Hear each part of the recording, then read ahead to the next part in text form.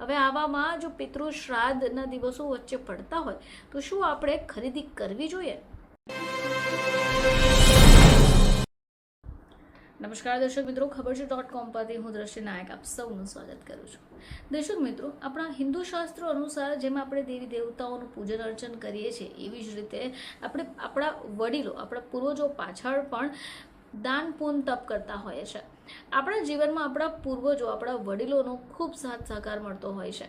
ઘણીવાર આપણે પિતૃ શ્રાદ્ધ દરમિયાન વિધિ પણ કરાવતા હોઈએ છીએ, જેને આપણે તર્પણ વિધિ તરીકે ઓળખીએ છીએ. તો આ વર્ષે પિતૃ શ્રાદ્ધની શરૂઆત થઈ જશે ત્યારે ઘણા બધા કામો આપણે વર્જિત ગણવામાં આવતા હોય છે. કહેવાનો અર્થ એ છે કે પિતૃ શ્રાદ્ધ દરમિયાન ઘણી બધી વસ્તુઓને આપણે છોડવાની હોય છે. ઘણી બધી ચીજ વસ્તુઓ ખાવાનું પણ વર્જિત હોય છે.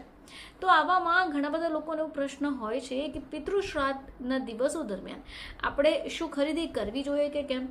કારણ કે દિવાળી બાદ સારા પ્રસંગો હોય અથવા ઘરમાં કોઈ પણ પ્રકારના જો પ્રસંગો હોય તો ખરીદી તો કરવાની જ હોય છે. હવે આવામાં જો પિતૃ શ્રાદ્ધના દિવસો વચ્ચે પડતા હોય તો શું આપણે ખરીદી કરવી જોઈએ? તો આજે આપણે જાણીશું કે પિતૃપક્ષ દરમિયાન આપણે ખરીદી કરવી જોઈએ કે નહીં. તો પિતૃપક્ષની વાત કર્યા છે તો પિતૃપક્ષ 17 સપ્ટેમ્બરના રોજ શરૂ થઈ રહ્યો છે. હવે આ એ સમયગાળો છે જે દરમિયાન પિતૃઓને આપણે અર્પણ કરતા હોઈએ છીએ, પિંડદાન કરતા હોઈએ છીએ. પિતૃપક્ષ 2 ઓક્ટોબર 2024ના રોજ સમાપ્ત થશે. તો એવામાં આજે આપણે જાણીશું કે પિતૃપક્ષ દરમિયાન આપણે ખરીદી કરવી જોઈએ કે નહીં. તો ધાર્મિક માન્યતા અનુસાર પિતૃપક્ષ દરમિયાન કોઈ પણ નવી વસ્તુ ખરીદવાનું વર્જિત ગણવામાં આવતું હોય છે. હવે શ્રાદ્ધ દરમિયાન પૂર્વજોની આત્માની શાંતિ માટે તેમના વંશજો શ્રાદ્ધ વિધિ, પિંડદાન અને તર્પણ કરે છે. હવે આવી સ્થિતિમાં કોઈ પણ નવી ચીજ વસ્તુ ખરીદવાની મનાઈ હોય છે. હવે આવું શા માટે? તેવું કહેવાય છે કે જે પણ આ વસ્તુનું ધ્યાન રાખે છે તેમના પર પૂર્વજો પ્રસન્ન થાય છે અને તેઓ પોતાના વંશજોને આશીર્વાદ આપે છે. હવે જાણીએ કે એવી કઈ ચીજ વસ્તુઓ હોઈ શકે કે જેની ખરીદી આપણે ન કરવી જોઈએ.